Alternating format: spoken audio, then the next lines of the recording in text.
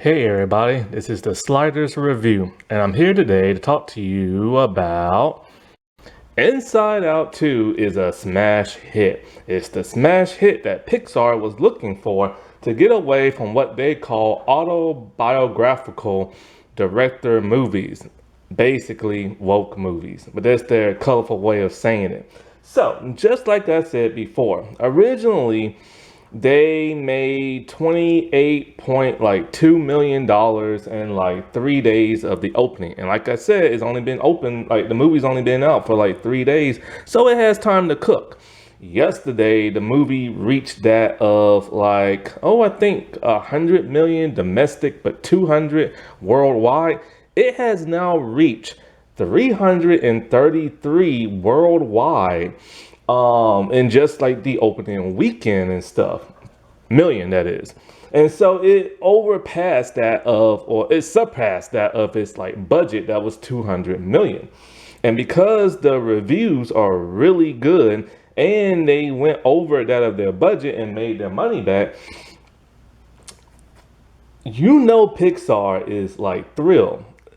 Why? Because like I said before, because of this like angry anti-woke white mob that's been going around for like the longest time, a couple of years now and everything, like well over a decade, they've gotten to the point where they have reached every type of corner they need to reach. It started on YouTube, it went to Twitter, then it went to like just people in the normal household, and then it went to politicians and stuff. And it's to the point now that movie studios are starting to see a huge decline in their box office and stuff. Because now these anti-woke people are all like, we're tired of diversity. We don't want to see a black lead. We don't want strong women. We hate the LGBT. So they've been railing against that. And studios have taken notice. And so, like, instead of trying to combat it, like on YouTube, where this crap has started, and people make 100 videos a day complaining about like diversity and stuff, they decided to reduce their number of diverse projects, DEI, wokeness, whatever you want to call it. Disney said they're not going to steer away from it, but I don't believe a word they're saying. And because they've been deleting a lot of diverse content on Disney Plus, and also that of Hulu, because they own Hulu now.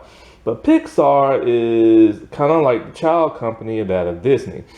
And so Pixar has decided, you know what, we're going to take the biggest, boldest stand of them all and say, you know what, we're going to make movies that have mass appeal to everybody and not center on what they call autobiographical director movies, which is their colorful way of saying we ain't making no more diverse movies, aka no more woke movies and stuff. Why? Because during the pandemic, they made about 3 and they did not do well money wise, but people actually enjoy and love those movies.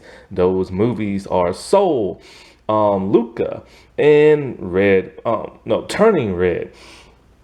But like I said before, it was the pandemic that screwed those movies up because people couldn't go to theaters and they had to go online and watch it on Disney Plus. And remember, when Disney Plus first started their pandemic movie releases, they charged you about $18 just to watch that, additional to what you're paying on Disney Plus. People wasn't gonna do that, so they waited until that restriction lifted and they could watch it for whatever price they're paying for on Disney Plus with no additional cost. Because I remember they did that with Mulan and everything. I'm all like, I'll check out the live action one. Why not? I've never seen the animated one. I'm like, what? You want me to pay an extra $18? Man, screw that. I did not watch it. I still have not watched it today. And now I can watch it for free. I'm still not watching it. Because of the simple fact, all the controversy that surrounds that movie. And yeah, I'm just staying clear of that movie. And so, like I said before, Turning Red was a really cool, charming movie and everything. It was really hilarious. It has a couple of pacing issues here and there, and it does avert your expectations because you assume the movie's going to go in one direction and it goes in a complete different one and stuff. And like I said before, they had a hard time because of the pandemic. The lead actress in that, they had to turn a room into her house, a makeshift studio, like audio type place and everything. They had to ship her a bunch of audio equipment, and because they couldn't film because it was during the height of the pandemic and everything. And so, like, with all that affecting stuff and rewrites and this and that, a lot of movies really did suffer. Now, I never seen Soul and Lucas. I don't know how those did, but people do seem to enjoy those movies. But now people are outraged because Pixar has made a point to say they're not making movies like that no more. See, when they say autobiographical director movies, the directors decided to base these movies on experiences they had growing up and on their race and stuff like that. That's why Turning Red deals with Asian people, Soul deals with blacks, and Luca deals with Italians. And so, people are now outraged because with Turning Red, it was a little Asian girl going through puberty. Her body was changing and all this and that, and she didn't know what the world was going on. And of course, she turned into a giant red panda.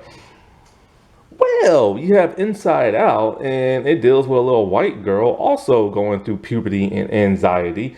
And this is the movie that's supposed to have mass appeal.